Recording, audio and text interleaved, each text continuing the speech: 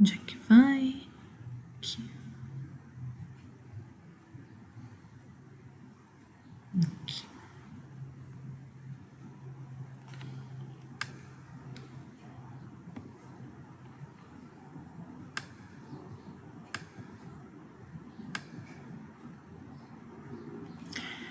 Então, essa nossa primeira aula, a gente vai estudar uma parte da epistemologia que nós denominamos de teoria do conhecimento.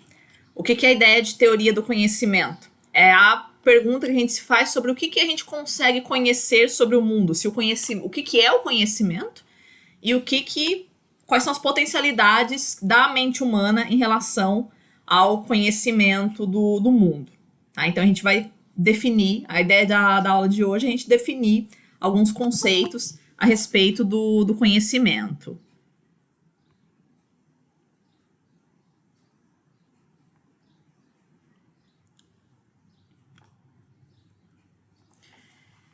Tá.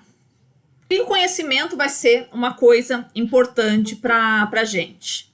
Basicamente porque o ser humano, se você for notar, ele é um ser, podemos dizer assim, completamente desprovido de potencialidades naturais. A gente não tem um olfato muito desenvolvido, uma visão muito desenvolvida. Pensando em comparar com outros animais, assim, força física, velocidade, uma pele grossa que nos proteja das intempéries, um casco grosso no pé que nos permita caminhar muito. Nada disso. Nenhum tipo dessas potencialidades físicas que muitos outros animais vão ter, a gente não tem. E o nosso bebê, o bebê humano também é uma criatura extremamente frágil. Então, se você for observar como é que o ser humano se constitui enquanto ser biológico, ele é um ser extremamente frágil no mundo. É uma espécie que seria inviável ter sido a sobrevivência da espécie humana com as condições físicas que ela tem. Mas como foi que a gente conseguiu se consolidar como espécie, e não apenas se consolidar como espécie no planeta, mas como uma espécie dominante no planeta, a ponto de ditar os rumos de todas as outras espécies? A gente conseguiu isso através do nosso desenvolvimento cerebral. Tá? A gente tem um encéfalo muitíssimo mais desenvolvido do que dos outros animais, então, a partir desse desenvolvimento cerebral, a gente conseguiu transcender todas as nossas outras limitações físicas, tá? Então, a partir desse desenvolvimento cerebral extremamente forte, foi que a gente conseguiu desenvolver uma atividade que os outros animais não desenvolvem, que é o conhecimento. É a utilização de informações do mundo para construir outras coisas. Tá? Existe muito questionamento se os outros animais não teriam também alguma forma de conhecimento que a gente consegue pensar que os animais conseguem construir algumas coisas. Existem algumas analogias bem toscas assim, do tipo, os animais, as aves constroem ninhos, tá? Mas isso daí é muito mais instinto do que alguma espécie de inteligência, vamos dizer assim. Se você for pensar, talvez em algumas espécies de macacos, talvez você poderia aplicar esse tipo de pensamento, assim, de que eles conseguem construir alguma coisa, ou seja, de que eles conseguem transcender a sua condição meramente animal, digamos assim, e fazer alguma coisa que outros membros da sua espécie não conseguem. Tá? Então, essa é uma característica importante do ser humano, do tipo, se for uma ave saudável, qualquer tipo de ave saudável consegue construir ninho, mas não é qualquer tipo de ser humano saudável que consegue construir cada tipo de conhecimento que se tem. Então, o conhecimento é uma coisa muito, muito particular, tá? Então, não depende, não é uma coisa biológica. Simplesmente assim, tá? Então, a gente desenvolveu o conhecimento para conseguir sobreviver, né? Foi a ferramenta que a gente utilizou para conseguir sobreviver nesse mundo que é tão hostil à sobrevivência humana. Então, a partir do desenvolvimento do conhecimento foi que a gente conseguiu aprender a plantar, conseguiu aprender a construir as nossas casas, conseguiu aprender a planejar rotas de viagem e tudo mais que a gente conseguiu desenvolver ao longo da nossa história científica e tecnológica. Tá? Mas, afinal de contas, o que vem a ser o conhecimento? Tá? A definição clássica que a gente tem de conhecimento, na definição dada pelo Aristóteles, ela vai ser dita como uma crença verdadeira e justificada. Agora vamos entender o que significa cada um desses pontos aí. Primeira coisa que a gente tem que deter é que o conhecimento é uma crença. Tá? O que vem a ser uma crença? Tá? Uma crença não é um objeto. Tá? Uma crença não é um dado do mundo. Uma crença não é uma coisa material. Uma crença é um dado mental. É uma operação mental. Ou seja, o conhecimento ele não é uma entidade material. Ele é uma entidade mental, é uma construção da nossa mente. Tá? Então, a crença é uma ideia, ou seja, algo que está na nossa mente. Tá? O conhecimento ele é uma crença verdadeira. Tá? O que significa dizer que o conhecimento é uma crença verdadeira? Aí a gente precisa entrar no conceito de verdade. Tá? Conceito clássico de verdade vai ser aquilo que corresponde ao que existe no mundo. Tá? O que a gente chama de conceito de verdade por correspondência, ou seja, que encontra um correspondente, que é que a nossa crença vai de encontro ao que existe no mundo. Então, vamos pensar aqui. Deixa eu sair um pouquinho. Tá? Pergunto para vocês, o que é isso?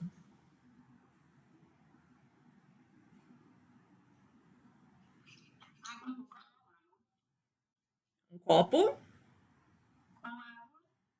Possivelmente água, né? Aparenta ser.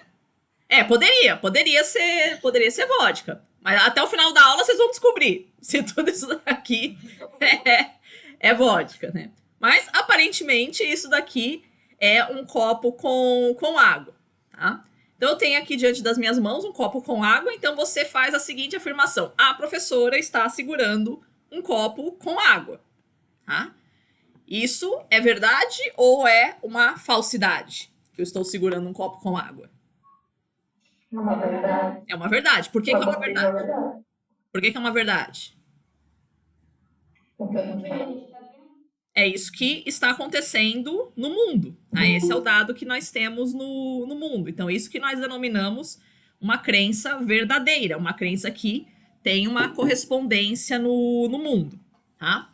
Cuidado, né? Por que eu friso esse negócio, o conceito de verdade? Porque a gente vive num mundo, né, que relativizou muito esse tipo de conceito. Tá?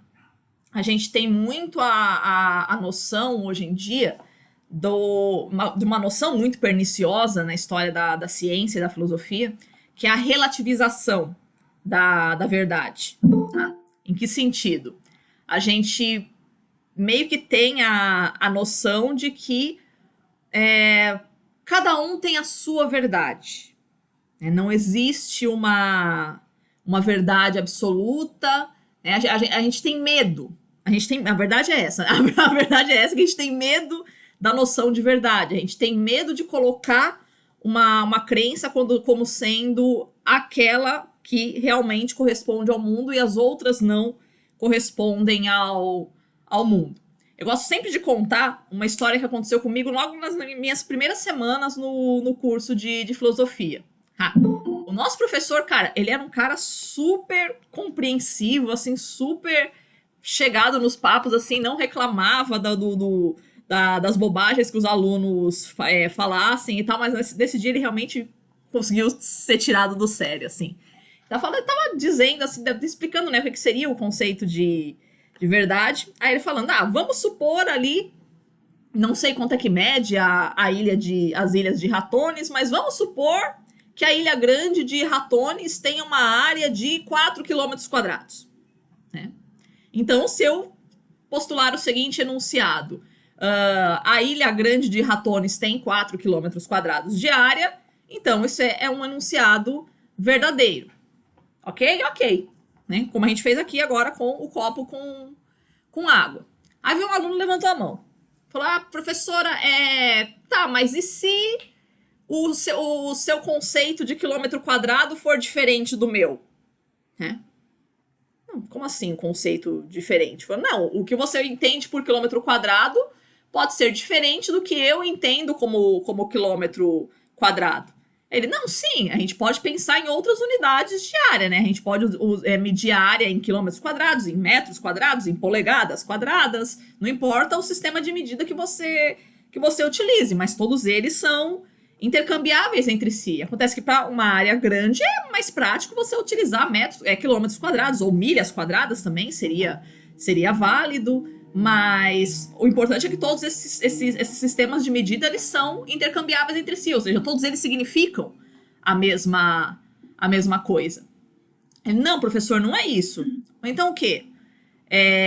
O entendimento, né, o significado dessa expressão quilômetro quadrado pode significar uma coisa para você e significar outra coisa para mim. Não, isso não é possível.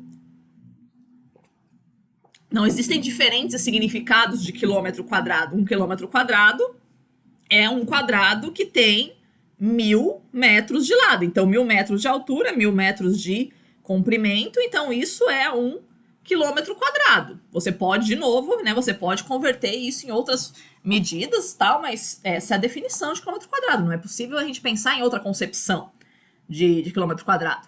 Não, professor, não é isso ainda. Então, o quê? Aí ele já começando a perder a paciência, né? Não, então o quê? Não, essa ideia, na hora que você fala quilômetro quadrado, pode vir na minha mente uma outra ideia. Que outra ideia pode vir na sua mente quando a gente fala quilômetro quadrado? Aquilo que você entende por quilômetro quadrado, na hora que você fala quilômetro quadrado, na minha mente pode vir a ideia de uma gaivota. E quando eu falo gaivota, na sua mente pode vir a ideia de quilômetro quadrado. Aí o professor falou, não, para. Isso que você está fazendo não é ciência. Isso que você está fazendo não é filosofia. Isso daí você vai fazer lá no morrinho ali, que é onde a galera fica fumando maconha na hora do intervalo. Isso daí você vai ficar fazendo ali lá no morrinho na hora do intervalo. Aqui a gente faz coisa séria. Tá? Então, mais ou menos essa ideia que eu queria jogar aqui para vocês, né? A gente tem muito a noção de relativização da verdade, como se cada um pudesse ter a sua verdade, cada um pudesse ter a sua construção de muito e mais, né? Não só a gente podendo ter isso, como que isso deva ser respeitado. Então, cada um tem a sua concepção, por mais louca que seja, e isso tem que ser respeitado, isso tem que ser aceito. Calma lá. Isso daí você faz lá no morrinho atrás da faculdade. Isso não é uma atitude... Não é uma atitude científica, tá? Então, o que é a verdade? Verdade é dizer do mundo aquilo que ele é, tá? O que seria, então, a gente dizer essa coisa que a gente diz a minha verdade, tá? Isso que todo mundo chama de a minha verdade é uma aplicação equivocada do conceito de verdade. O que você tem, na verdade, é a sua opinião. Você chama isso de verdade, mas isso não é uma verdade, tá? O que você chama de a minha verdade é a sua opinião sobre o mundo ou sobre qualquer outro assunto que você tenha. E opinião a gente sabe, qualquer um pode ter sobre qualquer coisa, sem ter conhecimento, sem nada, né? Cada um pode pensar o que quiser a respeito de qualquer coisa, tá? Mas não necessariamente aquilo que você pensa corresponde à realidade. Tá? Então, muito cuidado com o uso dos termos, né? De não confundir, né? De não colocar um conceito tão bem definido, bem definido não diria assim, mas tão bem debatido na história da ciência, que é o conceito de verdade, você banalizar desse jeito, dizendo que confundindo o conceito de verdade com o conceito de opinião. Não existe nada mais impossível de se confundir o conceito de verdade com o conceito de opinião, né? Não são a mesma coisa. Então, cuidado na hora de você dizer essa é a minha verdade. O que você chama de a sua verdade na verdade, na realidade, uma crença que você sustenta com muito carinho, né? Mas isso não tem relação nenhuma com a verdade, tá? É uma crença na qual você se apega muito, tá? Cuidado para não desvirtuar esse sentido. Ok? Então tá. Outra coisa que a gente viu aqui também... Oh, droga.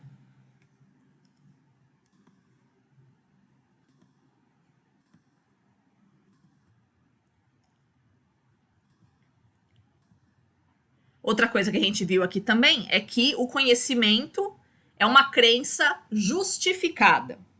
O que significa dizer que o conhecimento é uma crença justificada? Aí é um pouquinho mais complicado. Justificada quer dizer que ele tem uma base que a sustente. Ou seja, às vezes a gente até tá na verdade, mas a gente não sabe disso. Tá? Então isso a gente não pode dizer como conhecimento. A gente pode sustentar uma crença, mas sem um embasamento. Um caso clássico disso, ao longo da história da ciência, foi, ao que a gente tem notícia, a primeira hipótese heliocentrista que a gente tem no Ocidente foi feita pelo Heráclito? Não era Heráclito. Me fugiu agora. Fugiu agora o nome do filósofo. Aristarco. Primeira hipótese heliocentrista que apareceu foi o Aristarco, que ele dizia assim, que numa época em que a gente tinha que a Terra era o centro do universo, o Aristarco dizia que não. Não é a Terra o centro do universo. O centro do universo é o Sol. Por quê? Porque o Sol parece ser maior do que a Terra e a Terra parece ser maior do que a Lua, então faz mais sentido que a Lua gire em torno da Terra e a Terra gire em torno do Sol. Né?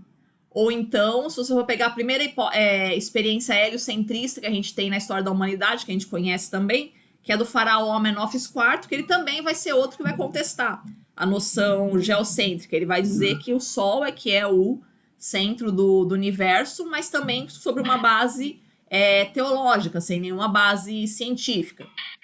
Então a gente pode dizer que as crenças que eles sustentavam eram verdadeiras, que efetivamente é a Terra que gira em torno do Sol, não é a Terra, não é o Sol que gira em torno da Terra. Mas naquele momento histórico, a gente não pode dizer que aquilo que eles têm é conhecimento. Tá? Porque eles não tinham nenhuma justificativa puramente racional, né? um embasamento material para poder dizer que realmente essa crença era válida. Não tinha nada que comprovasse isso. Percebem? Tudo bem até aqui?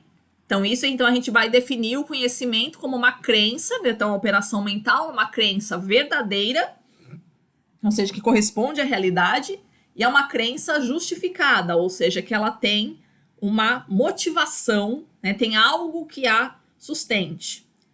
O problema é que você pode levar isso ao infinito, né? Então, para você ter uma justificativa, você já precisa de um outro conhecimento que embase essa justificativa, né? Você precisa de uma outra crença verdadeira que embase essa justificativa, ou seja, é o problema do ovo e da galinha, né? Qual foi a primeira crença verdadeira e justificada que a gente teve? A gente nunca vai conseguir, mas é o melhor que a gente tem por enquanto. Meu computador que não me ajuda. Aqui foi. Tá. Agora, quais são as formas de conhecimento que nós temos? Nós temos dois que são os principais canais de conhecimento nosso. O primeiro deles é o chamado conhecimento sensível ou empírico, que vai ser baseado nas nossas impressões sensoriais que nós temos do mundo. Então, como é que a gente faz para conhecer as coisas do mundo? Primeira fonte de conhecimento que nós temos são os nossos 5 sentidos, as nossas sensações a respeito do mundo, tá? Então, de novo, o que a gente observa aqui?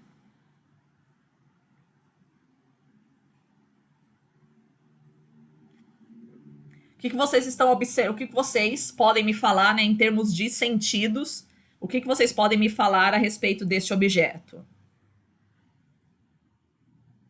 Ele parece ser leve. Parece ser Esse é o leve. sentido. Sim, seria um sentido do tato, né? Você não tá conseguindo pegar esse copo, mas sensação de peso é tato, é uma sensação, é um dos 5 sentidos, sim. Parece ser de vidro, porque em que vocês se baseiam para dizer que é de vidro?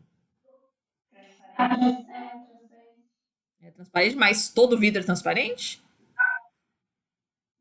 Não. É um material duro, então também a gente utilizaria o tato para isso, né? Que ele é um material duro. O que mais que vocês podem falar? É cilíndrico também. É cilíndrico também. Cilíndrico você pode pegar pela visão também, né? Mas vocês falaram da cor também, que ele é transparente, né? Então seria também pela visão. Também a gente poderia investigar o vidro. Pode-se investigar o vidro através do cheiro, por que não? Né? Qualquer objeto a gente pode investigar através do cheiro. Se eles têm cheiro ou não é outra história. Mas a gente pode utilizar o cheiro para investigar o objeto, sim. Né? Então, isso é o que a gente chama de conhecimento através da sensação. Então, vocês vão utilizar as sensações de vocês para descrever um objeto. Depois, o que nós temos é a percepção. Tá? Então, a primeira sensação, que é cada uma das impressões dos 5 sentidos. Então, a gente podemos falar da audição, né?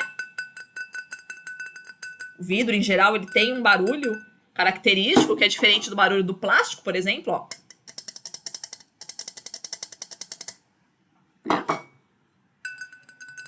Então, eles fazem sons diferentes, os diferentes materiais, tá? Então, a essa altura já dá para comparar, já dá para ter certeza que a água aqui não é vodka, né? Já dá para ver. Bom, então a percepção vai ser o conjunto de todas essas impressões que vocês tiveram a respeito deste objeto. Então, este é um objeto cilíndrico, é um objeto de vidro, é um objeto sem cheiro, é um objeto com um som característico, tem o embleminha da Coca-Cola aqui, tá? Tem um líquido que é transparente também, né? Um líquido incolor aqui dentro. Então, você faz toda essa representação. Podemos dar um nome a esse objeto?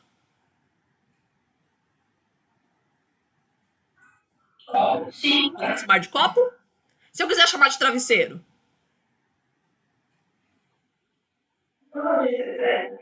Nossa, se quiser mudar o conceito de travesseiro, o nome, perceba, o nome é arbitrário, né? A sociedade é meu, eu chamo do que eu quiser, né?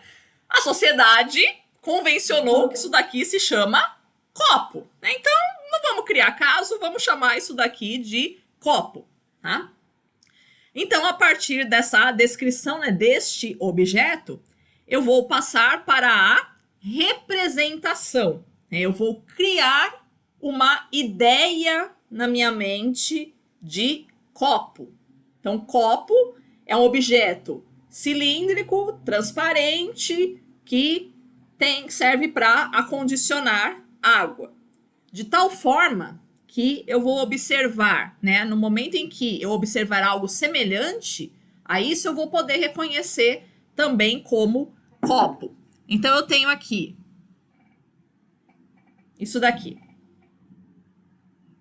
Do que a gente pode chamar isso daqui? De copo, Podemos chamar isso daqui de copo também? sim. Sim? Mas ele não é totalmente igual a este. Não. O que eles têm de diferente? Cor. A cor, eles são diferentes, né? Esse daqui, ele é transparente, esse daqui, ele é azul. Mas isso importa para a definição de copo? Não. Não, né? O que importa na definição de um copo?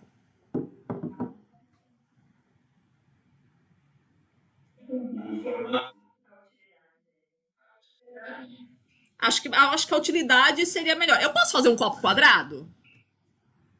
Pode. Posso, né? Então, o que então não é exatamente o formato que vai definir o que é um copo. Acho que o copo ele vai ser definido então mais pela utilidade dele. O copo serve para a gente acondicionar líquidos que a gente vai levar à nossa boca. Então, nesse sentido, o formato não importa muito, desde que ele sirva, né? Pode existir algum formato que seja inviável para levar o líquido à nossa boca. Então, nesse sentido, sim, talvez o formato importe. Mas o principal é que ele cumpra essa funcionalidade de levar um líquido à nossa boca. Ok? Então, isso a gente passa para representação, de tal forma que sempre que eu encontrar um objeto semelhante a essa primeira imagem que eu fiz, eu consigo reconhecê-lo, né, como um objeto da mesma categoria que esse. Tá? E este aqui?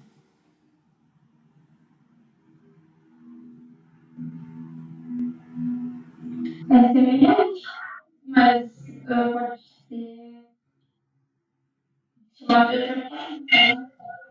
Seria. Mas Isso também é um copo? A gente pode chamar isso daqui de caneca. O que diferencia, então, o copo da caneca? Vai, shopping. Boa. Boa. É. Grosso modo, né, uma coisa que a gente tem diferente aqui, ó, esse daqui tem uma alça, né, esse daqui não tem, então mais ou menos a gente chama de caneca aquilo que tem uma alça, né, que facilita a gente segurar, e copo seria algo que não tem alça. Mas isso daqui não é uma coisa completamente diferente disso? Não sei. Ou contra esse também, comparar com esse? O que a gente pode ver?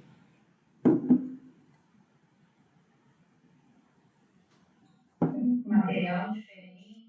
Mas os dois têm a mesma utilidade. Se colocar a utilização em primeiro lugar, for mais importante, eles têm mais que a mesma utilidade. Sim, eles têm a mesma função de que é levar um líquido à nossa boca. A gente convencionou, né, que um chama copo e outro chama caneca, por conta também do formato. Então percebam que sim, o formato agora ele se transforma numa coisa importante para a gente diferenciar os dois, né? Então um é copo, o outro é caneca, porque um não tem alça e o outro tem alça, mas continua sendo a mesma função. Então percebam, não é uma coisa tão simples assim a gente definir um conceito, né? O que é importante na hora da gente definir um conceito? Tem hora que a cor vai ser importante, tem hora que o formato vai ser importante, tem hora que a função vai ser importante, né? É uma coisa bem difícil a gente definir o que é um conceito de um objeto, entende? Tá? Parece uma coisa boba da gente pensar, mas não é. Vai ser importante para a gente definir isso, os conceitos. Tá? Deixa eu voltar aqui então.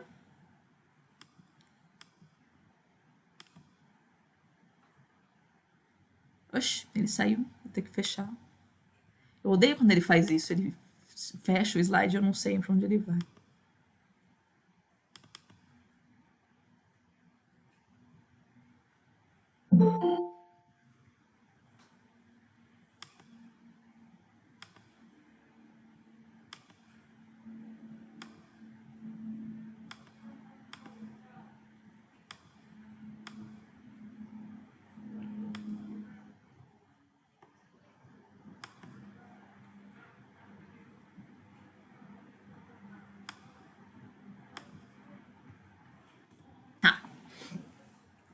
A segunda etapa do conhecimento, então, é o conhecimento racional ou conhecimento abstrato, que a gente já começou a fazer aqui. Então, a gente cria o conceito de copo. O que vem a ser o conceito? É uma ideia subjetiva do mundo objetivo. Então, a gente examinou diferentes copos aqui, diferentes objetos que servem para levar água à nossa boca, ou levar líquidos à nossa boca, melhor dizendo, que envolve a abstração das particularidades e a generalização das propriedades comuns. Então, o que nós fizemos aqui? A gente olhou. vocês olharam esses dois objetos e falaram, esses dois aqui são copos, né? Eles são feitos do mesmo material, eles têm o mesmo formato, e apesar de eles terem cores diferentes, isso não importa na definição de copo, tá? Este daqui, eles vão ter a mesma cor, os dois vão ser azuis, tá? Mas eles são feitos de materiais diferentes, tá? Mas continuam com a mesma função, né, de levar líquidos à nossa boca.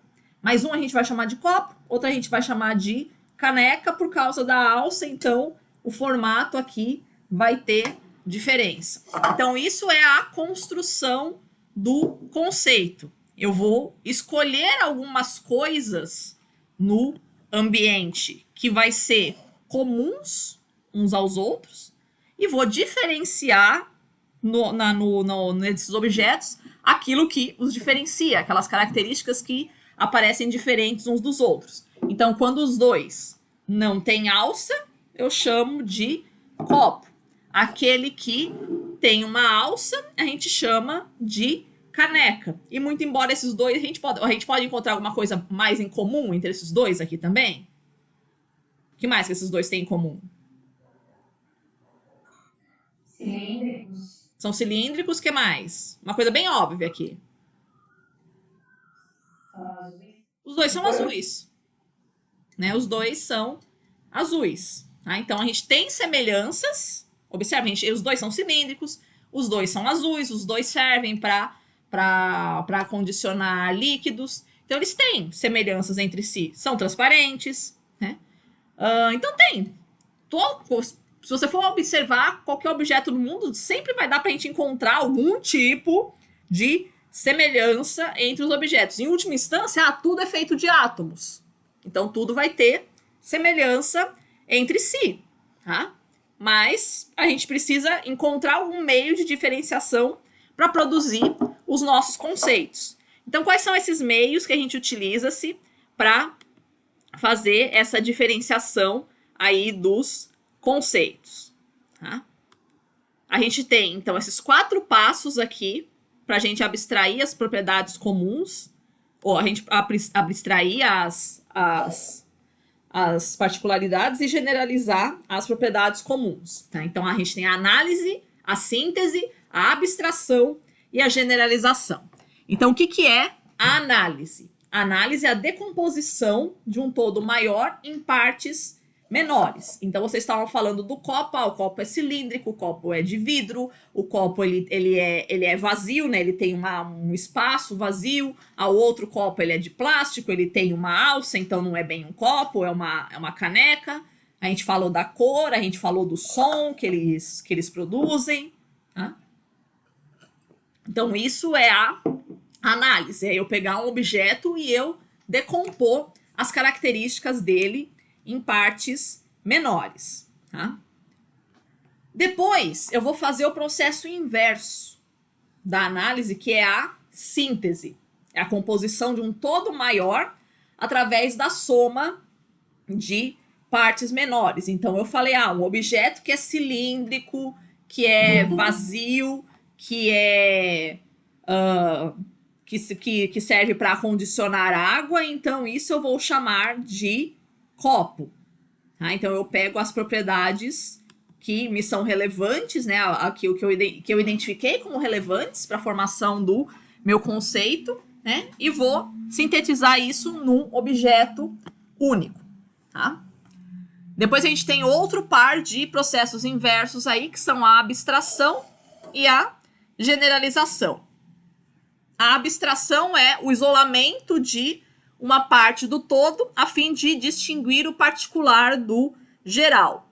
Então, eu identifiquei aqui de diferente entre eles, por exemplo, as cores. Né? Então, eu posso falar, um é transparente, o outro é azul, o outro também é azul, mas todos eles são transparentes. Né? Então, o que cada um tem de específico? Né? E aí eu vejo, esse específico é relevante para a definição do meu conceito, sim ou não? Ah, se for relevante, sim, eu vou ter que guardar isso para a definição do meu conceito. Se não, passa batido. Vamos para o próximo item que é mais relevante para eu definir se isso é um copo ou se isso não é. Tá? E aí depois eu falo para o último passo, que é a generalização, que é a extensão de propriedades essenciais a uma diferente gama de fenômenos. De tal forma que todas as vezes que eu encontrar um objeto cilíndrico, de vidro, né, vazio, né, eu vou chamar isso de, que serve para colocar água e levar água à minha boca, eu vou chamar isso de copo. Tá? Então é assim que a gente constrói um conceito, né, observando as partes deste objeto, observando nele o que serve para definir o meu conceito, quais são os atributos deste objeto que fazem ele ser único ou que fazem ele ser uma família, né, que constitui uma família de objetos com algo em comum no mundo. Tá? Isso é um primeiro preâmbulo da gente definir o que é um conceito. Tá? Parece fácil definir o que é um copo, mas a gente vai observar, vocês vão observar na trajetória científica de vocês, que vai ter outros objetos que são um pouquinho mais complicados da gente definir. Então, o que é um povo? O que é o ser humano? O que é uma nação? Né? Então, vamos começar com alguma coisa mais simples, né? Vamos começar definindo um copo, mas os passos são os mesmos, né? Então, todo tipo de conceito que a gente vai definir vai depender dessas 4 etapas aqui: análise, síntese, abstração e generalização. Ok? Tranquilo até aqui, crianças? Depois a gente passa para os juízos. Então, o que vem a ser os juízos, né? É a relação entre 2 ou mais conceitos. Tá? Então, vamos lá de novo.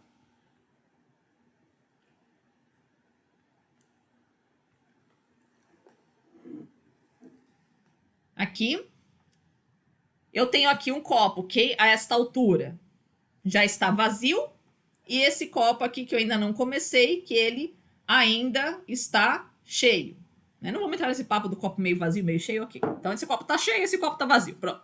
Fiquei sem discussão. Tá? O que quer dizer cheio e o que quer dizer vazio?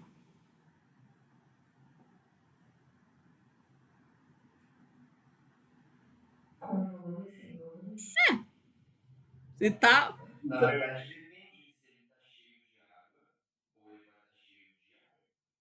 esse daqui tá cheio de ar, mas o ar não serve para matar a minha sede.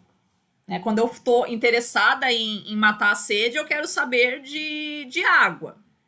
Então, para todos os efeitos, esse copo está vazio de água, se a gente for, então, ser mais preciosista nesse sentido. Tá? Então, esse copo está vazio e esse copo está cheio de água. Tá? Então, isso é o que nós chamamos de juízo. Eu combinei aqui 2 conceitos. Ó, a gente já tem o conceito de copo e a gente precisou também dos conceitos de cheio e de vazio de água. Tá? Então, cheio de água, quando ele contém água até uma altura boa do copo, e vazio de água, quando eu não percebo mais uma quantidade expressiva de água aqui dentro do copo. Então, eu afirmo, o copo está cheio e o copo está vazio. Isso eu estou combinando 2 conceitos, o conceito de copo e o conceito de cheio ou de vazio. Isso é o juízo. Tá? Então, a combinação de 2 ou mais conceitos. Ou eu poderia falar também mais, né? O copo azul está cheio e o copo incolor está vazio. Então, eu estou utilizando o conceito de copo, o conceito de azul e o conceito de cheio. Estou fazendo um encadeamento de mais conceitos. Tá? Então, isso é o juízo, né? O encadeamento de 2 ou mais conceitos. Tá? Depois eu tenho o raciocínio. Tá? O que nós chamamos de raciocínio? É esse mesmo processo, só que ampliado. Eu vou combinando diferentes juízos. Tá? O raciocínio ele pode se dar por diferentes formas. O mais básico que nós temos é a dedução. O que é o raciocínio dedutivo? É quando eu tenho uma afirmação geral tá? E a partir dessa afirmação geral, eu vou extrair uma conclusão particular. Então, um exemplo bem simples aqui do nosso cotidiano, tá? Vocês que estão presentes nessa aula são alunos da UDESC, certo? Todos vocês são alunos da UDESC. Se eu pegar um de vocês e falar que você é aluno da UDESC, tá? Então, isso é uma verdade, tá? Já que se é uma lei que vale para todos, obviamente, ela vale para cada indivíduo, tá? Vocês conhecem aquele silogismo clássico, assim, ó, todos os homens são mortais, Sócrates é homem, Sócrates é mortal? Então, isso é um raciocínio dedutivo, tá? Tá, uma lei que vale para todos é uma lei que vale para cada um. Então, a gente tem diferentes tipos de dedução. A primeira é essa que a gente chama de dedução silogística, que é aquela que efetivamente não traz nenhuma novidade aparente para nós. Então, do tipo, vocês que estão aqui são alunos da UDESC, então você está aqui, então você é um aluno da UDESC. Até aí você não traz informação nova nenhuma, porque afirmar que você é um aluno da UDESC já está incluído, já tá embutido na noção de que todos que estão assistindo essa aula são alunos da UDESC. Então isso é uma dedução silogística, não traz nenhuma informação nova para mim. Mas é possível a gente ter, né, deduções, as chamadas deduções demonstrativas, né, que elas efetivamente trazem alguma informação nova ali, que ela estaria meio oculta, vamos dizer assim. Vocês se recordam do Teorema de Pitágoras, por exemplo? Então, a soma dos quadrados dos catetos num triângulo retângulo equivale ao quadrado da hipotenusa. Se você observa um triângulo, isso pode não parecer tão óbvio assim, né? Você pega um triângulo com um ângulo reto ali entre o 3 e o 4 e você vai ter que a hipotenusa vai valer 5. A princípio não é uma coisa tão óbvia assim, mas dá para você demonstrar com algumas modos bem simples de demonstração, você consegue demonstrar que isso é uma verdade válida para todos os triângulos retângulos, tá? Então, na hora que você bate o olho num triângulo retângulo, você não enxerga isso, tá? Mas você consegue demonstrar, né, matematicamente que isso é verdadeiro, tá? Então, isso a gente chama de dedução demonstrativa, que ela vai trazer uma informação nova, o que é super comum nos raciocínios matemáticos, tá?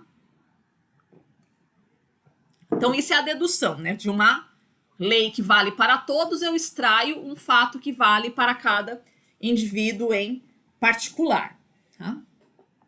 Só que em ciência, a gente não pode ficar tão preso assim ao raciocínio dedutivo. Embora ele seja sempre verdadeiro, né? Porque aquilo que vale para todos vale para cada um. Aquilo que a gente mais utiliza na ciência é um pensamento um pouco mais arriscado, que é o raciocínio indutivo, né? Então, qual é o raciocínio indutivo? De várias proposições particulares, eu extraio alguma lei geral. Como assim? Né? Se eu tivesse em sala de aula, dava para fazer isso mais fácil, mas ok, vamos tentar aqui.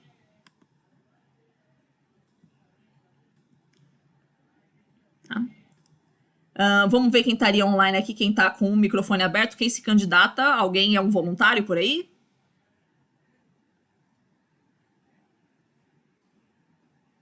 Alguém se candidata? Posso me candidatar? Diga, como é que você chama? Amanda, você é um ser humano, Amanda? Eu sou. Sim? Você tem quantos braços? 2. 2, beleza. Então, a Amanda tem 2 braços. Quem mais aqui? Tem mais seres humanos aqui nessa sala? Sim. Você é um ser humano? Sim. Quantos braços você tem? 2. 2. Tem mais seres humanos nessa sala? Sim. Você é um ser humano? Sim. Quantos braços você tem? 2. 2. Mais algum ser humano nessa sala?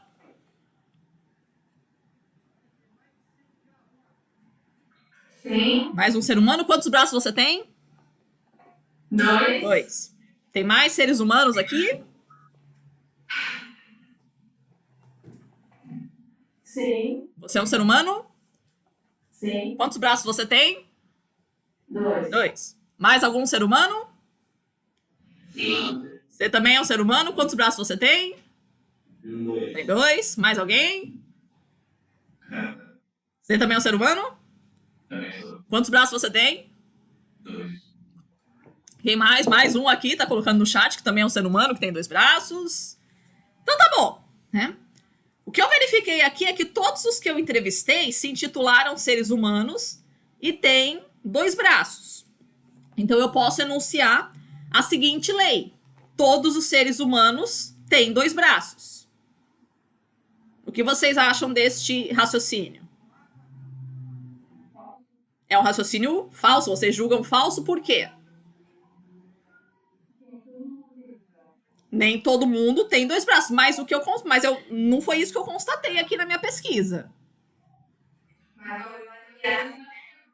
Oi? Em geral, foi representativo, né? Não, é uma amostra muito representativa. Eu tive aproximadamente 10 respostas aqui, né? Mas, embora eu tenha visto isso tudo, né? Quanto seria um número ideal para eu pesquisar e conseguir afirmar que todos os seres humanos têm 2 braços? Aí depende. Se você fizer dentro dos alunos da UDESC, por exemplo, aí teria que pegar a quantidade de alunos. Aí se for em nível, por exemplo, de estado ou cidade, teria que pegar o número de pessoas que seria daquela região. Tá, mas aí eu conseguiria fazer só com os alunos da UDESC. Tipo, eu posso afirmar que todos os alunos da UDESC têm 2 braços. Talvez fosse possível eu fazer isso. Mas eu digo para os seres humanos, para eu fazer a seguinte afirmação: todos os seres humanos têm 2 braços. Para fazer essa afirmação, teria que fazer a pesquisa com todos os seres humanos. Eu precisaria fazer isso com todos os seres humanos, com os quase 8 bilhões de seres humanos que povoam o nosso planeta. Isso é viável? Não. Não seria um negócio viável. Então vai ficar meio difícil de eu conseguir provar essa minha hipótese de que todos os seres humanos têm 2 braços. Mesmo porque todo mundo já viu por aí algo que se intitula ser humano e não tem 2 braços. Então, só por aí a minha hipótese já cairia por terra. Eu não vou conseguir demonstrar que todos os seres humanos possuem 2 braços. Mas é assim que funciona o raciocínio indutivo. Eu vou observando vários casos particulares, vou vendo que algo se repete, existe algo que se repete, um comportamento que se repete em todos esses casos particulares, e a partir daí eu extraio uma lei geral. Né? Então a gente verificou aqui, dos que se titularam seres humanos nessa sala, todos eles têm 2 braços, então eu afirmei que todos vocês aqui têm 2 braços. Só que isso não vai conseguir valer para todo mundo. Tá? Esse é um risco que o raciocínio indutivo sempre vai correr. Tá? Eu posso fazer esse tipo de afirmação? Até posso. Mas eu corro o risco de, eventualmente, eu tá equivocada. Tá? Mas é um preço que eu tenho a pagar. Sabe por quê? Porque senão a ciência nunca vai evoluir. A gente nunca vai conseguir construir o conhecimento mesmo. Pensa num médico. Tá? O médico, quando ele faz o curso de medicina, ele vai trabalhar com corpos idealizados, né? Com corpos que têm todos esses atributos. Né?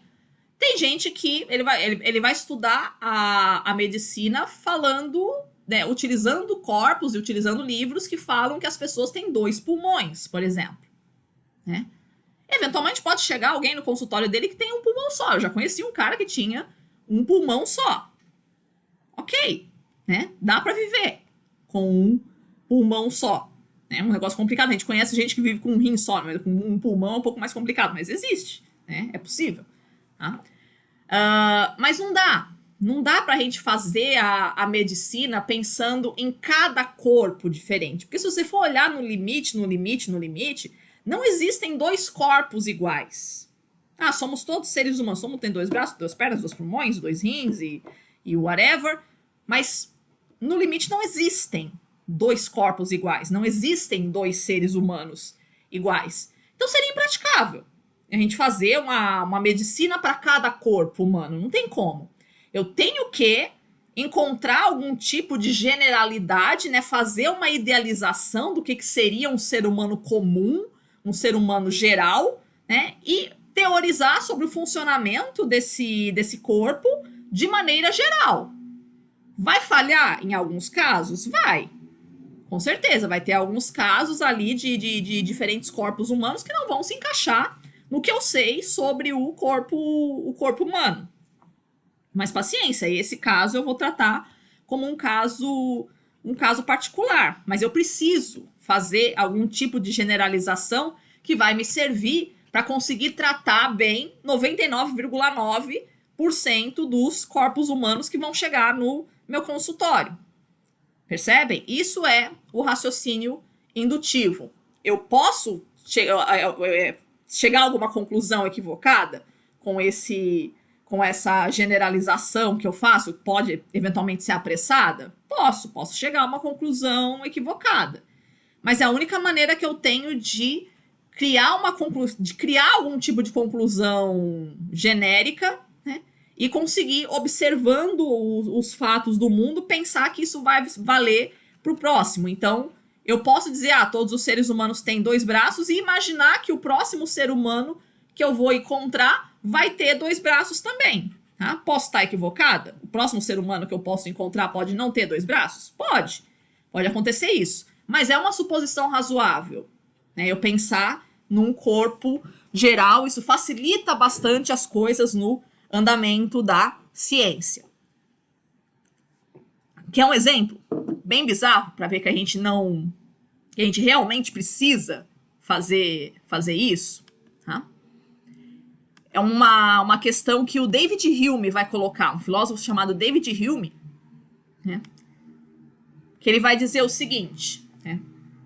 Não existe nenhuma garantia, se você for parar para pensar friamente, né? Não existe nenhuma garantia de que o sol vai nascer amanhã. Você tem realmente certeza que o sol vai nascer amanhã? Não tem. Tenho sim, professora. Tenho, porque toda vez que eu levantei de manhã, eu vi que tinha sol lá. Todos os dias eu fiz essa experiência e eu vi que fica sol durante uma parte do dia e fica escuro durante uma outra parte do dia. Todo dia isso aconteceu. Por que não pode acontecer amanhã? Pelo mesmo motivo de que o próximo ser humano que eu posso encontrar pode não ter 2 braços. Não interessa quantos seres humanos eu vi até agora que tenham 2 braços. Nada me garante que o próximo ser humano que eu vou encontrar vai ter 2 braços. Mesma coisa para o Sol. Eu vi isso acontecer a vida toda, então isso vai se repetir no futuro. Percebe? Você não tem como garantir isso, né?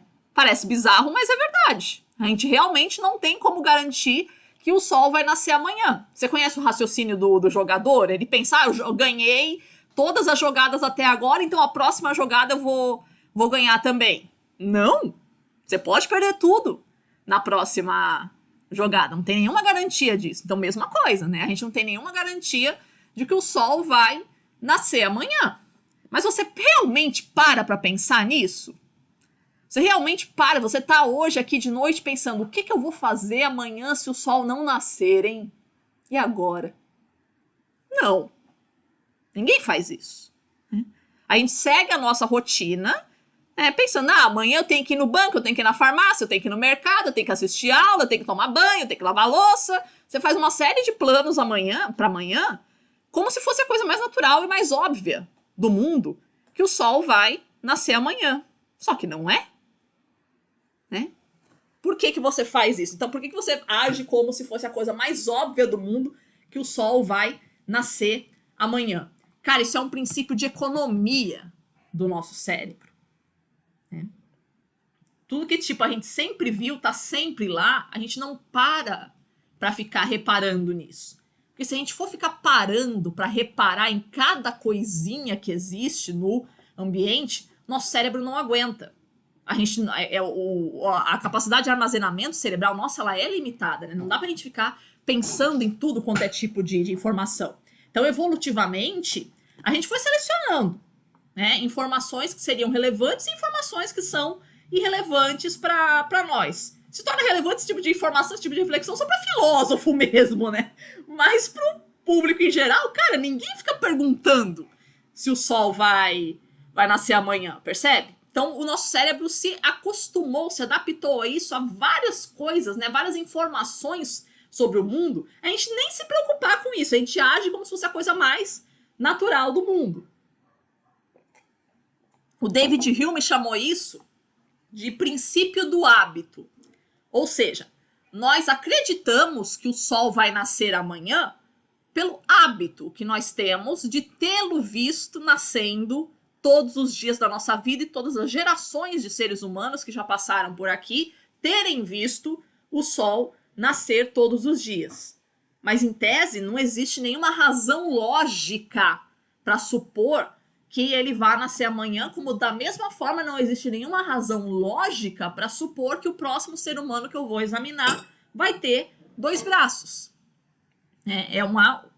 O princípio do hábito é um mecanismo de economia de energia do nosso cérebro. Para a gente não ficar, né, pensando em 1000 coisas, pensando em 1000 hipóteses, né? O cérebro é um órgão que gasta muita energia. Então, para a gente economizar energia, tem coisas na nossa mente que a gente passa batido. A gente não vai ficar se perguntando o que a gente vai fazer se o sol vai nascer amanhã, se o sol vai nascer amanhã ou não. E, no entanto, isso é uma possibilidade real, né, de que ele não nasça amanhã, tá? Então, se você for levar esse raciocínio ao extremo, né, o raciocínio indutivo, sim, você sempre corre o risco de estar errado. Mas é importante correr esse risco. É importante porque se você não correr esse risco, se você for ficar sempre tentando se prender a uma verdade, a se agarrar realmente a uma certeza, cara, você não faz mais nada. Você não vai ter tempo de fazer nada na ciência. E nem na vida em geral, né?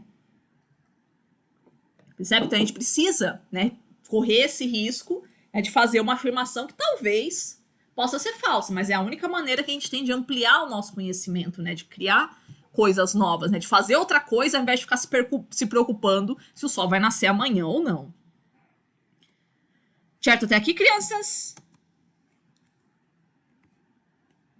Certo. Beleza. 2 questões agora, né? 2 que a gente chama de os problemas fundamentais do conhecimento. Uma primeira questão que se coloca é se as coisas do mundo exterior realmente existem ou se elas são uma criação da nossa mente. A gente poderia pensar, né? Se aquilo que a gente tem diante de nós realmente é um objeto verdadeiro ou se é uma criação mental. Tá? Para quem sofre de doenças mentais, essa é uma questão, às vezes, bem constante, né? Se aquilo que eu tô vendo realmente é real ou se é uma criação da nossa mente. Mas para aqueles que não sofrem de nenhuma doença mental, né? Isso pode parecer um papo meio doido. Mas é importante, justamente para a gente entender como é que funciona a nossa mente, né? Se aquilo que a gente enxerga realmente está lá no mundo ou se é uma criação nossa, tá? Existem 2 formas de você responder a essa questão, né? Se as coisas do mundo realmente existem ou se elas são criadas por nós, né? A primeira solução nós chamamos de idealismo, a segunda nós chamamos de materialismo. Vamos ver como é que funcionam cada uma delas. O idealismo, por sua vez, tem 2 tipos de idealismo, como nós vamos ver aqui, né? O primeiro tipo de idealismo, que a gente chama de idealismo objetivo, vai dizer que as coisas que existem no mundo, elas são o reflexo de uma ideia que existe num mundo ideal, né? São a manifestação de um espírito universal, né? Fica mais fácil se vocês compreenderem, talvez vocês conheçam a ideia, aquela noção do mito da caverna, do Platão, né? Talvez vocês conheçam essa história. Então, como é que é a história do mito da caverna do Platão? Vou falar, era uma vez que tinha alguns homens que eles estavam acorrentados dentro da caverna, e aí na caverna a gente só conseguia ver a sombra das coisas que estavam ali fora. Então, as árvores, os bichos, os rios e tal, tudo era projetado na sombra. Então, os homens que estavam ali presos naquela caverna, eles não conseguiam saber o que eram as coisas de verdade. Aí, quando tem um cara que vai tentar se libertar, ele consegue sair e ver, fala, não, isso daqui é só sombra. Você vê que tem coisas ali no mundo real que são diferentes. Eu falo, você tá louco? Não, tudo que a gente tem é isso daqui, essas representações que nós temos, tá? Então, isso que vem a ser o idealismo objetivo, a ideia de que existe em algum lugar do mundo uma ideia das quais tudo que existe aqui no mundo material é uma representação imperfeita, tá? Isso a religião vai se apropriar depois também, né? Na ideia de que existe um mundo imperfeito e aqui você teria um mundo material imperfeito, né? Que seria o reflexo desse mundo, tá? Mas para que isso vai ser importante na história da ciência? Vamos pensar, né? Eu tenho aqui diante de mim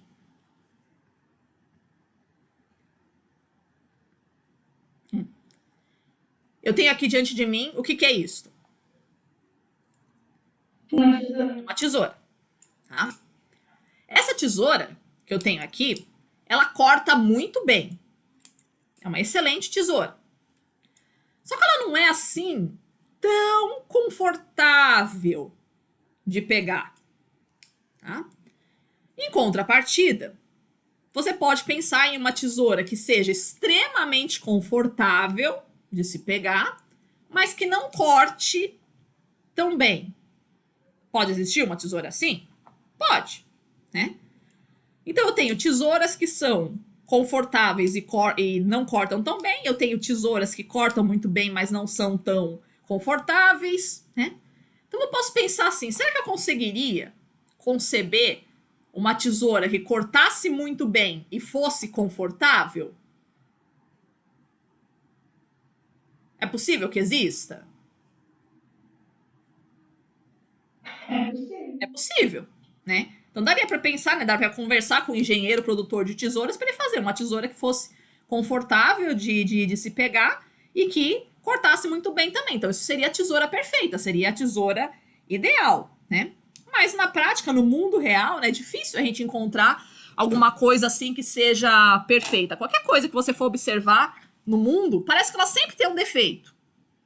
Parece que tudo sempre tem alguma coisinha ali que tá faltando, nada é absolutamente perfeito. Mas cada coisa tem uma qualidade. Você fala, não, essa comida que eu tô comendo hoje, ela é muito nutritiva, mas ela não é tão saborosa assim. Não, essa comida aqui é pouco nutritiva, mas ela é saborosa, né? Tudo nesse mundo tem alguma qualidade e um defeito. Então Platão vai dizer assim, que tudo você vai conseguir pensar, né, que poderia ser perfeito, mas tem algum defeitinho ali. Então deve existir em algum lugar do mundo uma ideia do que seria a tesoura perfeita, do que seria o copo perfeito, do que seria a comida perfeita, do que seria a árvore perfeita, né? Existe em algum lugar que a gente vai chamar de mundo das ideias, é um protótipo do que seria o objeto perfeito, tá?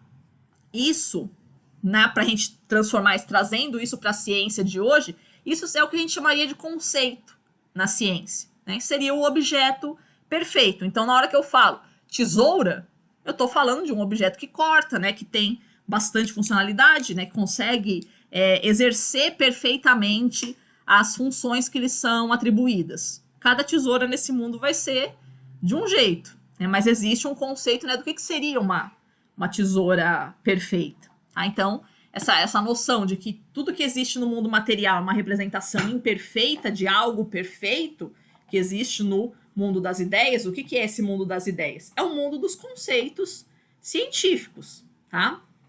Isso foi apropriado pela religião de outra forma, mas existe o mundo das ideias nada mais é do que a mente humana, né? É o lugar onde existem as ideias de perfeição. Ok?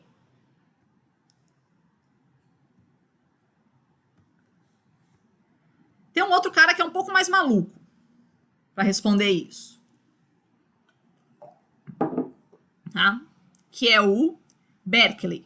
Ele vai dizer que as coisas que existem no mundo material, elas são apenas o resultado de representações da mente humana, que é o que a gente vai chamar de idealismo subjetivo. Ou seja, as coisas do mundo material, elas só existem enquanto representações da mente humana. Como assim?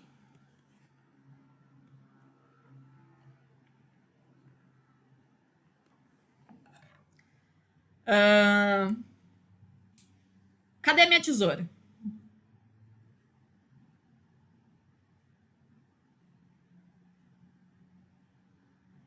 Vocês sabem? Tá ali em cima da mesa? Vocês estão vendo ela? Não. Então como é que vocês podem afirmar que ela tá em cima da mesa? Tô supondo. Você tá supondo, exatamente. Né? Então, a gente não tem... o Becker ele vai dizer que a gente só pode afirmar coisas sobre as coisas, né, quando a gente as tem diante de nós. Né? A partir do momento em que elas não estão mais diante de nós, eu não consigo afirmar mais nada sobre ela, inclusive sobre a sua existência. Né? Eu só posso afirmar que a tesoura existe enquanto ela está diante de mim. A partir do momento que ela saiu do meu campo de visão, do meu campo de ação ali no mundo, eu não posso afirmar sequer que a tesoura existe. Então, você tá louco, né? Como assim, né? Então as coisas só existem... E isso sim é que é pensamento de maluco. As coisas só existem enquanto elas estão diante do meu campo de visão, é isso mesmo? Sim, essa é a ideia do cara, basicamente. Né? Claro que isso é uma forma extrema de se pensar, mas pode ter alguma lição importante nesse pensamento, né, de que as coisas só existem enquanto elas estão, né, diante de mim para serem representadas. Tá? É uma valorização maior, pasmem, do mundo material.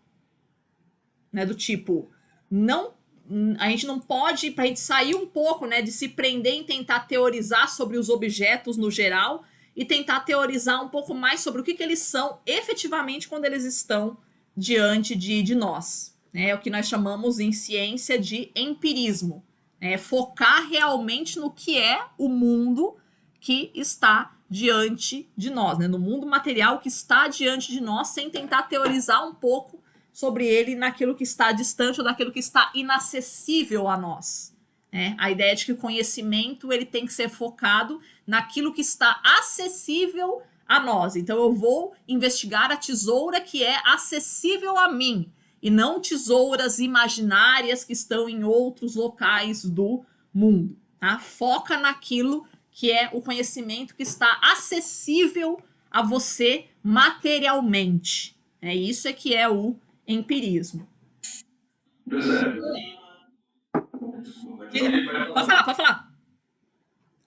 Essa é a questão teoria de que se você e todos os que vão ler algo realmente acreditam que esse algo não existe, Não é o acreditar, né? É ter diante de si. Né? A ideia de que eu não consigo provar que existe aquilo que não está diante de mim. Eu só consigo provar que existe, essa é a ideia do Berkeley, né? Eu só consigo provar que existe aquilo que está diante de mim. Tudo aquilo que não está diante de mim, eu não tenho provas de que existe. Apenas suposições, apenas imaginações. Tá? Essa é a ideia dele. que é esse realismo dele é só para coisas ligadas à visão?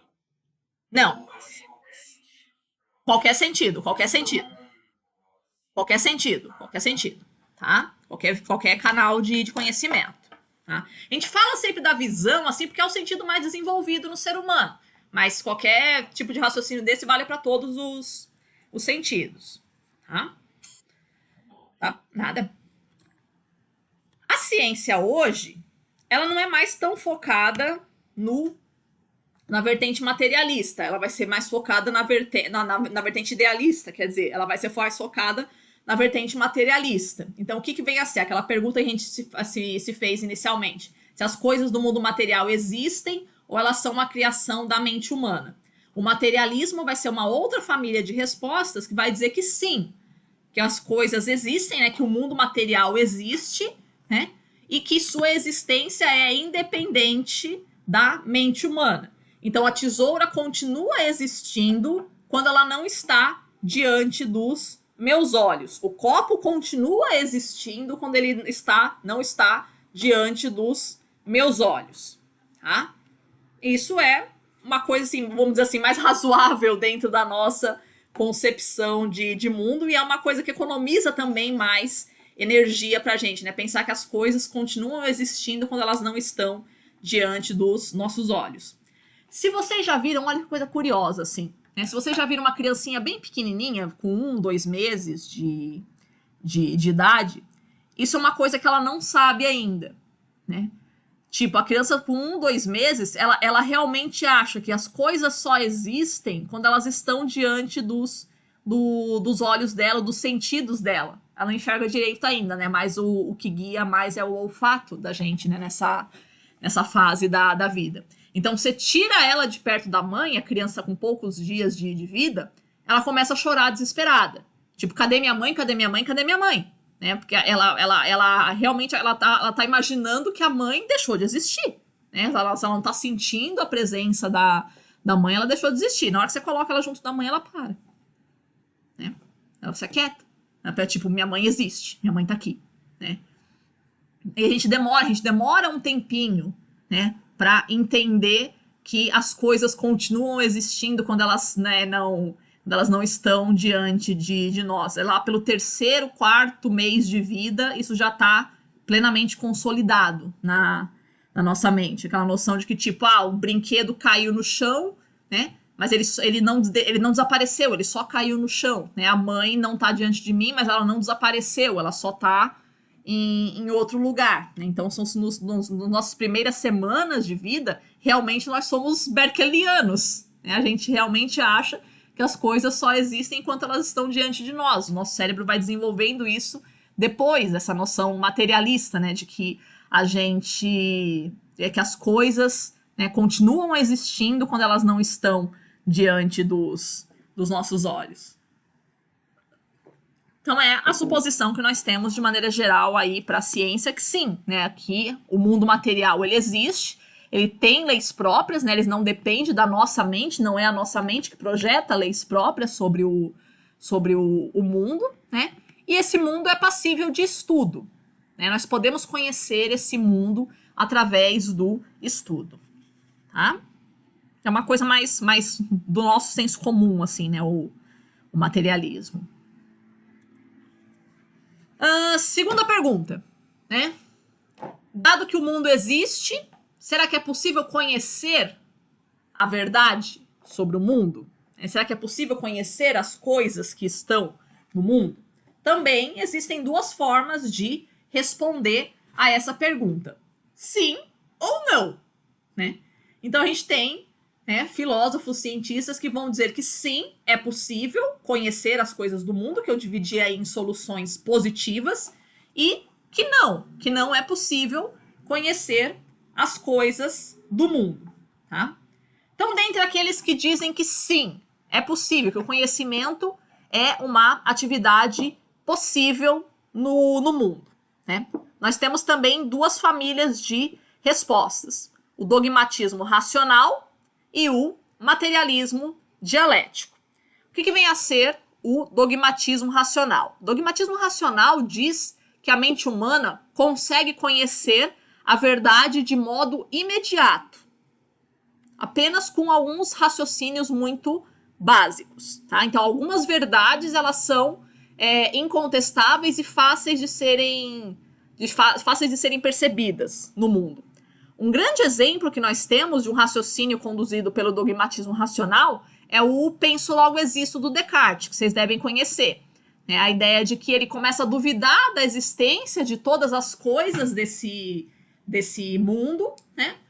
Mas será que essas coisas que estão aí no mundo, será que eu não tô sonhando? Será que eu tô bêbado? Será que não tem um gênio maligno me enganando e tal, né? Eu posso pensar em mil coisas, né, que podem me levar a pensar que será que eu tô enlouquecendo, né? Posso pensar em mil coisas que podem me levar à conclusão de que as coisas que eu estou vendo e tudo não existem, né? Tá, mas no momento em que eu faço todo esse questionamento, existe uma coisa da qual eu não posso duvidar, né? Eu não posso duvidar do quê? Que eu estou duvidando. Né? Eu não posso duvidar que eu duvido. Isso seria uma contradição, né? E se eu duvido, eu estou pensando. E aquilo que pensa, existe. Né? Então, se eu penso, eu existo. Então, essa é uma verdade incontestável, né? Então, a minha existência é uma verdade incontestável. Se vocês tiverem depois curiosidade em ver no discurso do método, nas meditações, a partir desse raciocínio, o Descartes ele vai conseguir chegar à conclusão de que outras coisas existem. Né? Ele chega à conclusão sobre a existência de Deus, por exemplo, a existência do mundo material. Né? Ele vai chegando a várias conclusões assim, só com raciocínio. Né? Então ele prova a existência das coisas do mundo material só com esses pequenos exercícios de raciocínio assim incontestáveis dentro da cosmologia dele. Tá? Então isso é o chamado dogmatismo racional, que a gente tem capacidade, a mente humana ela tem capacidade de chegar à verdade, né, de modo imediato. O materialismo dialético é um pouco mais brando nesse sentido. Ele vai dizer que a razão humana ela permite conhecer a verdade aos poucos, paulatinamente, que a ciência vai avançando aos poucos, né, cada vez mais se aproximando da verdade. Tá? O principal representante dessa corrente é o Popper, que a gente vai ver ele um pouco mais na próxima aula, mas já colocando aqui o spoiler.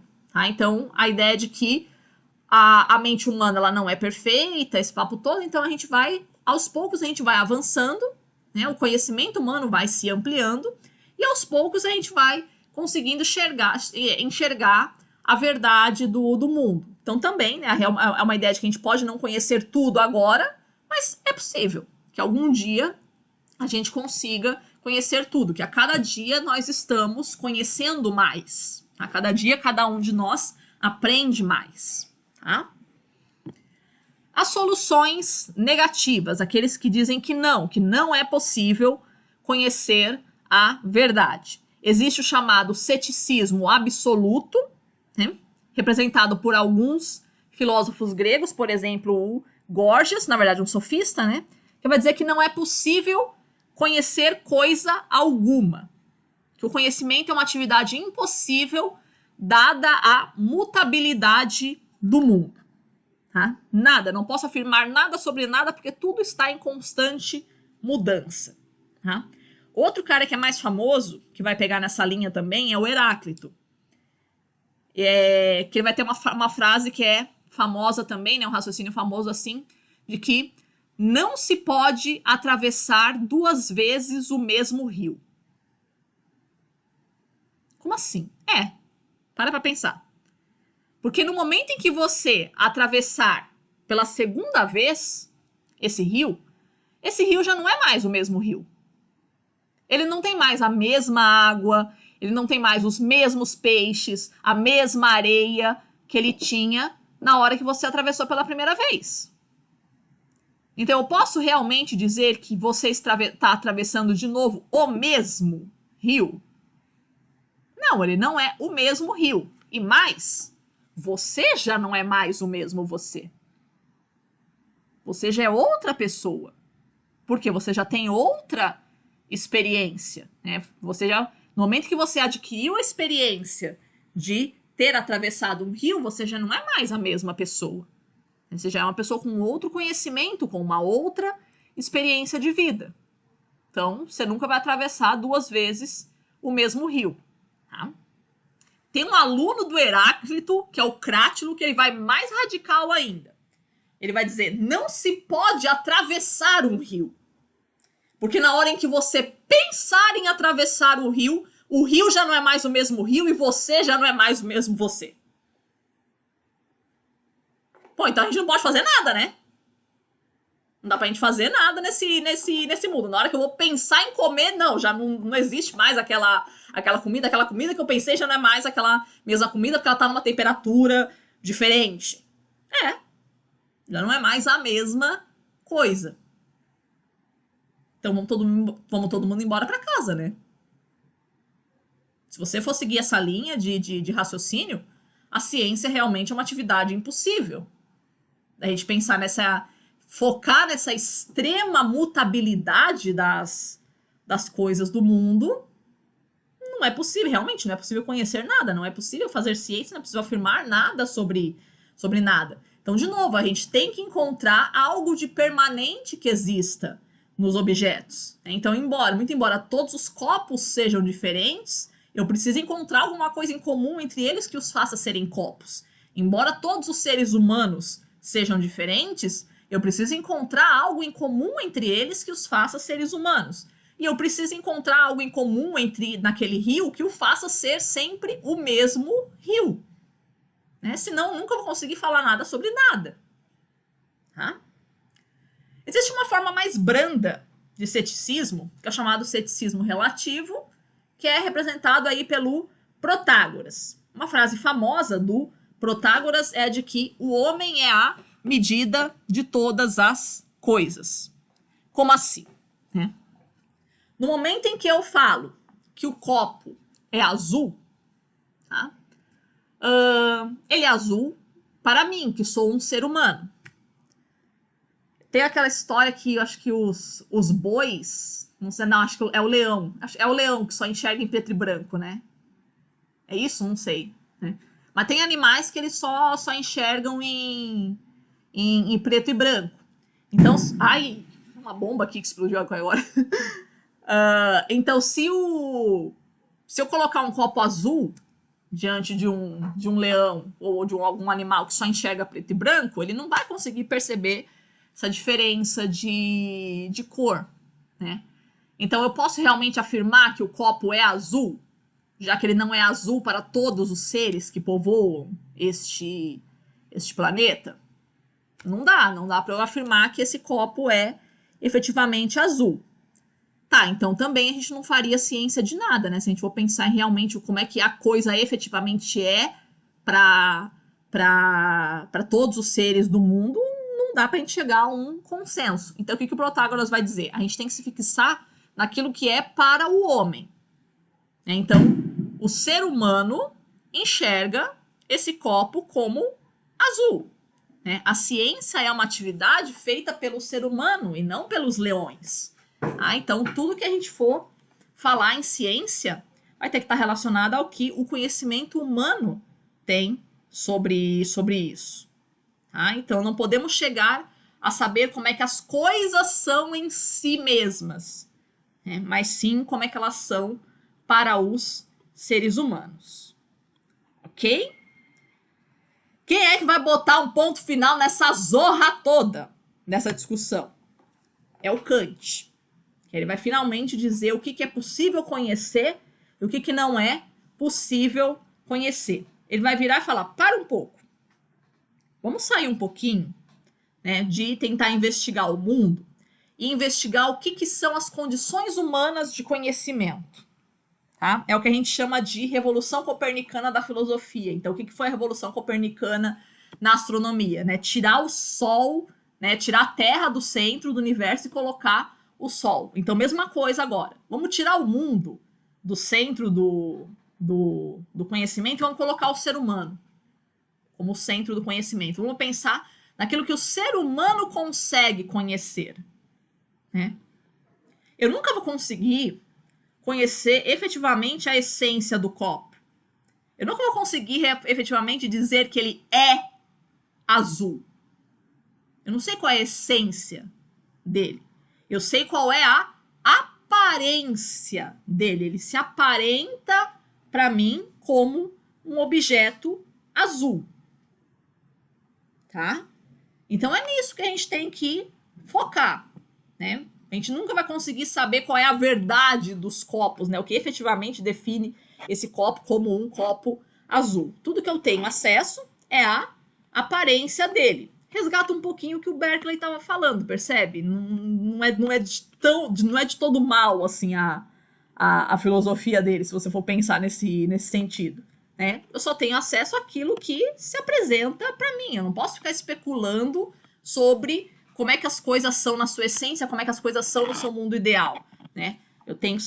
Tudo que eu consigo ver é como as coisas se apresentam para mim. Então é isso que o Kant vai fazer a diferenciação entre fenômeno e número. O que é o fenômeno? É aquilo que se apresenta para mim, é aquilo como o objeto se apresenta para mim. Mas o número, que é a essência, a coisa em si, isso eu nunca vou conseguir saber, tá? Eu posso especular a respeito da essência das coisas? Posso. Mas saber sobre elas, não. O saber é somente sobre as coisas que estão diante de nós, né? As coisas pelas quais eu posso decidir. Então aí o Kant vai fazer uma diferença também entre o que significa pensar e o que significa conhecer. Pensar, eu posso pensar qualquer coisa sobre qualquer coisa. É a minha cabeça, é a minha mente, consigo pensar infinitas coisas. Mas conhecimento, eu só posso afirmar que eu tenho conhecimento, né, sobre aquilo que eu posso afirmar se é verdadeiro ou se é falso. Lembra, conhecimento é uma crença verdadeira. Eu só posso dizer que eu conheço em coisas que eu posso bater o martelo e afirmar se elas são verdadeiras ou falsas. Então, a essência das coisas eu não consigo fazer isso, né? Só com a aparência delas. Eu não sei como é que é o copo para os leões. Eu só sei como é que é o copo para o ser humano, né? Então, para os seres humanos, o copo é azul. Então, tá bom, o copo é azul. Mas isso sempre no domínio aqui da maneira como ele se aparenta para mim, tá? O que a gente vai concluir a esse respeito? Né? Que a ciência e todas as atividades de conhecimento do ser humano, elas não falam do mundo em si. Elas falam da maneira como o ser humano entende esse mundo. Como o ser humano percebe as leis naturais. Tá? É um pouquinho estranha essa ideia, porque a gente sempre é acostumado a estudar a ciência como ela sendo uma descrição da realidade. Né? A gente vive numa cultura científica que nos leva a acreditar nisso, né? Que a ciência ela é uma descrição da realidade. Kant fala, cuidado, não. A ciência não é uma descrição da realidade.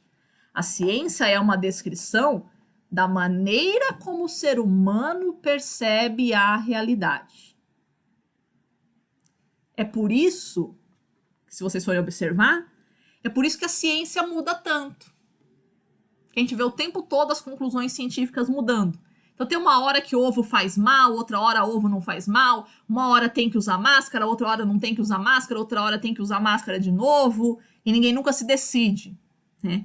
Que é o que faz muitas vezes a ciência perder credibilidade. Você fala, tem muita gente que fala isso, né? A ciência não se decide por nada, né? Eu vou para a religião porque a religião, ela tem verdades, né? A ciência parece que nunca tem verdade, a ciência está sempre mudando, os cientistas estão sempre debatendo, parece que eles nunca chegam a uma verdade, ninguém chega a conclusão nenhuma. Sim, na ciência ninguém nunca chega a conclusão nenhuma, tá? Porque a ciência, ela reflete a maneira como os seres humanos tratam o mundo, a maneira como os seres humanos descrevem, a maneira como os seres humanos percebem o mundo.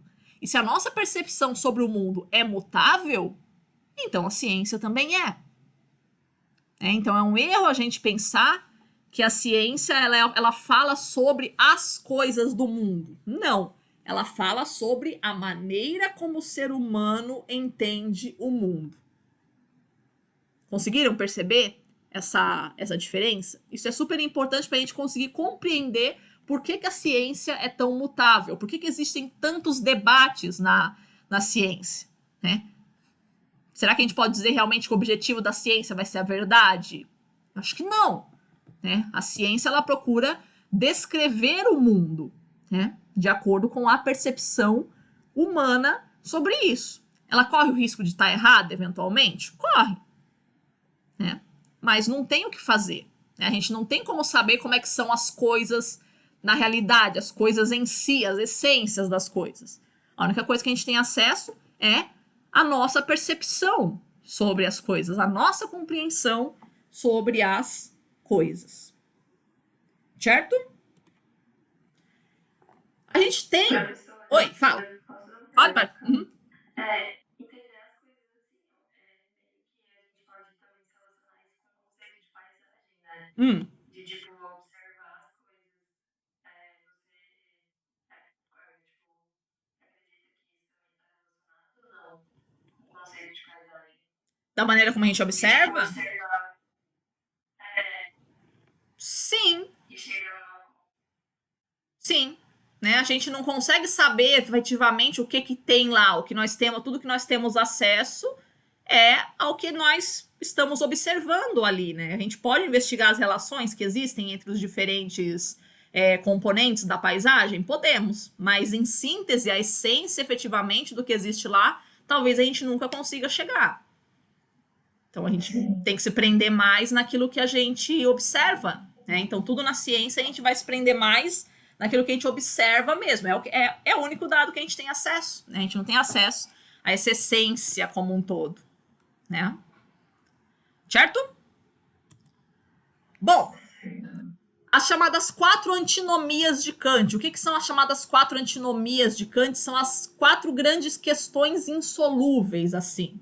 Tá? Algumas vocês podem pensar que elas são já solucionadas, mas não, se você for pegar, realmente seguir esse raciocínio à risca, né?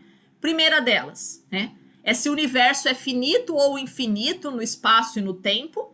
Aí você vai olhar e falar, não, professor, é claro, todo mundo já sabe hoje que o universo é infinito no espaço. Como assim a gente já sabe? Você já chegou lá na borda dele para saber? Não! Ninguém nunca chegou ali na borda do universo para saber se ele é finito ou se ele é infinito, né? No espaço, no tempo também. Ah, não, a gente sabe que o universo teve um começo. Você estava lá para saber? Não. Então, o que a gente tem são hipóteses a respeito, né, da estrutura do tempo e do espaço. Mas saber efetivamente, não. A gente não sabe. Segunda antinomia. As substâncias elas são compostas de partes simples divisíveis ou indivisíveis, que é o problema do átomo, da essência da matéria. Ah, não, as coisas são, né, aquela parte indivisível que é o átomo. Tá, mas o átomo é divisível, né? O átomo é divisível em prótons, nêutrons e elétrons. Ah, mas os prótons, nêutrons e elétrons, eles também são divisíveis, né? São divisíveis em quarks. E aí os quarks, eles são divisíveis em não sei o que mais lá, e não sei o que mais lá, e não sei o que mais lá. E aí chega no final, aí tá, até onde vai toda essa divisão? Até onde que a gente consegue chegar, né? Será que a gente consegue chegar a um ponto realmente que a gente não conseguiria mais dividir a matéria ou, né, sempre vai ter... Ou isso sempre vai ser infinitamente divisível, né? Então isso é uma questão que ainda também não está solucionada. Tá? Terceira antinomia é o problema do livre-arbítrio, né? Se as coisas que acontecem no mundo são regidas por leis ou é pelo acaso e pela liberdade, né? Uns vão dizer que não existe livre-arbítrio, outros vão dizer que existe livre-arbítrio, ou seja, que aquilo que acontece na nossa vida foi pela nossa vontade, né? Pode pensa aí em qualquer evento que aconteceu na sua vida. Você consegue determinar com certeza, com a mais absoluta certeza, de que aquilo aconteceu unicamente pela sua vontade? Ou ao contrário, que aquilo aconteceu unicamente por razões completamente alheias a você e você não teve responsabilidade nenhuma nesse fato? Qualquer evento que você for pensar na sua vida, né? Você nunca vai conseguir dizer efetivamente se aquilo foi 100% responsabilidade sua, que foi uma vontade sua, ou que foi 0% completamente contra a sua vontade, você não teve influência nenhuma sobre isso. Nunca. Todos os eventos que acontecem na nossa vida são um mix de todas essas coisas, em maior ou menor proporção, né? Tem a ação da nossa vontade, tem a ação do que a gente poderia dizer o destino, ou as condições do mundo, whatever, como é que você chame isso, tá? Mas nunca você vai conseguir dizer, né, se efetivamente foi porque você quis ou foi por uma força maior, tá? E a quarta antinomia do Kant é sobre a existência de Deus, né? Será que existe uma causa primeira na existência do universo? Né? Será que existe um criador, né, exterior ao universo? Ele vai dizer, nunca, a gente não tem como saber nem que ele existe e nem que ele não existe. Por quê? Porque, por definição, Deus está fora do universo. A gente male tem a possibilidade de conhecer as coisas que estão dentro do universo. Male. Como é que a gente pode pensar em conhecer alguma coisa que está fora do universo? Né? Falar sobre a existência ou inexistência de algo que está fora do universo. Então, tanto a afirmação de que Deus existe, quanto a afirmação de que Deus não existe, são afirmações anticientíficas. Percebe? Né? Eu gosto de frisar isso porque tem muita gente que diz, dizer que Deus existe é contrário à ciência, então a posição ateia é que é a correta. Não. Né? Não tem como afirmar também, assim como não tem como afirmar. É tão absurdo dizer que Deus existe, quanto é absurdo dizer que ele não existe. A gente não tem evidência nenhuma para falar nem que sim e nem que não. Então ninguém pode se dizer mais cientista ou menos cientista pela sua posição a respeito da existência de um criador, a respeito de uma ordem no mundo, tá? Alguns vão pensar do tipo, mas esse universo ele é ordenado demais, a natureza é muito ordenada, ele é muito perfeita, não é possível, tem que ter alguma ordem. O Kant vai dizer que não. Essa ordem que existe no mundo, lembra? A ciência, ela não reflete as coisas do mundo. Ela reflete a maneira como o ser humano percebe o mundo. E o ser humano enxerga a ordem no mundo. O ser humano enxerga leis no mundo. O ser humano enxerga semelhanças entre dois objetos e fala, esses dois objetos são um copo. Mas eles são objetos completamente diferentes na essência dele, que eu não tenho acesso a entender a essência deles. Então, o que existe na natureza, que parece uma ordem, é a maneira como você enxerga o universo. Você não tem como afirmar que essa ordem existe na natureza. E, ainda que ela exista, né, ela pode ser fruto do acaso. Ela não necessariamente é fruto de um criador, né? É muito comum, é muito estranho esse raciocínio, porque a gente fala assim, quando a gente ganha na loteria, você jogou na loteria 1 milhão de vezes, você nunca ganhou, mas no dia que você ganhar, você fala, nossa, as energias do universo estavam conspirando a meu favor. Não.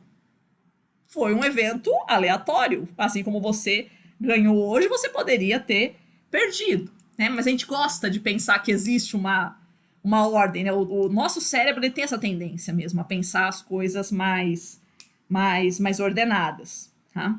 Mas esse é um cuidado que a gente tem que ter, né? Então tenham muito cuidado com isso. Não é possível afirmar nem sobre a existência, nem sobre a inexistência de Deus. Tá, professor, então o que a gente faz, né? Adote o conselho que eu coloco aí do Ludwig Wittgenstein, que é um filósofo que vai ser meio que um discípulo assim, do Kant no século XX. Sobre o que não se pode falar, deve-se calar. Então, se você não pode fazer uma afirmação nem verdadeira, nem falsa a respeito, nem falsear, nem afirmar sobre um objeto, então suspenda o juízo. Então, tem assuntos, por exemplo, Deus e outras entidades religiosas que não vão fazer parte da ciência, que não são passíveis de discussão dentro da ciência. Dentro da ciência, a gente vai falar apenas sobre a matéria, sobre o mundo material, tá? Sobre o resto, a gente não vai conseguir definir nada. Ok? Tranquilo até aqui, crianças? Tá? Então, com isso, a gente encerra a nossa aulinha de hoje. Eu vou pedir para vocês fazerem um pequeno exercício para a gente discutir na próxima aula. Eu quero que vocês façam uma pesquisa sobre falácias lógicas. O que vem a ser uma falácia lógica? Falácia lógica é um erro de raciocínio, é um raciocínio equivocado, que ele até pode ter uma aparência de verdadeiro, né? Mas existe algo nele que o torna errado. Frequentemente são reações emocionais que tornam esse raciocínio equivocado, tá? Um exemplo bem básico, dois exemplos, né, bem básicos de falácias lógicas, né? O apelo à maioria, né? Aquilo que a maioria pensa é verdade. Não, né? Lembra o que é a verdade? Verdade é aquilo que está no mundo. Não interessa qual é a opinião da maioria, né? Se a maioria estiver errada, não tem quantidade de pessoas acreditando numa ideia que façam com que essa ideia seja verdadeira. A verdade, ela está no mundo. A verdade não está na ideia das pessoas, né? Então, a opinião da maioria não é critério de verdade. Uma coisa é verdadeira porque a professora falou, que é o argumento de autoridade. Não. Autoridade também não é critério de verdade. É possível que uma autoridade tenha mais conhecimento de um assunto? Sim, é possível. Mas o simples fato de ela ser uma autoridade não configura que aquilo que ela está dizendo é verdade. Tá? Então, isso é que é uma falácia lógica. É um erro de raciocínio, frequentemente um erro emocional, né, que faz ele parecer verdadeiro, mas na verdade ele pega a gente pelo emocional, fazendo ele parecer verdadeiro. Tá? Então, como é que vocês vão fazer isso? Joga no Google, falácias lógicas, né? Vocês vão encontrar ali milhares de guias de falácias. Eu quero que você pegue 3 delas, tá? Diga o nome da falácia, né? Como é que é o nome desse raciocínio, explica o que ele é e dá exemplo. Então, do tipo, o apelo à maioria, que é o chamado argumento ad populum também. Vocês vão encontrar alguns com nomes em latim, né? O ad populum, o que significa? Dizer que uma coisa é verdadeira porque a maioria falou, ou então um grande número de pessoas acredita. Então a Terra é plana porque tem um monte de gente que acredita que a Terra é plana.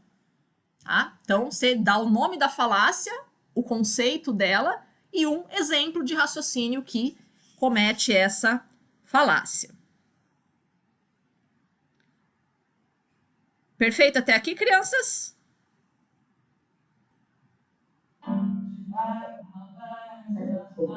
Sim. Tranquilo? Sim, Gata.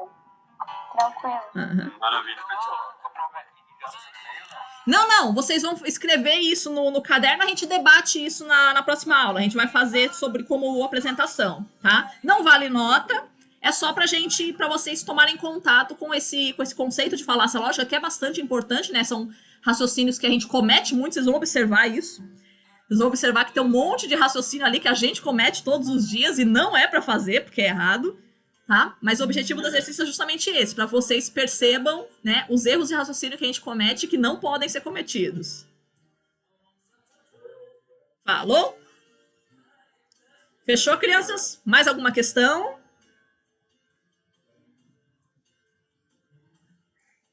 Tranquilo? Tá? Então, com isso a gente encerra, ficamos por aqui, então. Espero vocês na semana que vem. Obrigada pela presença de vocês, crianças. Muito obrigada. E até a semana que vem, então. Bom fim de semana para vocês. Se cuidem e usem máscara. Até. Tchau, tchau.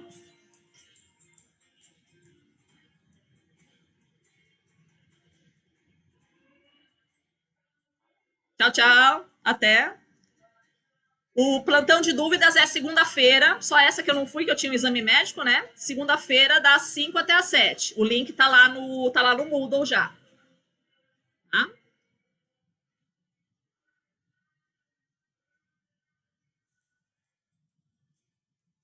Boa noite, querido. Até.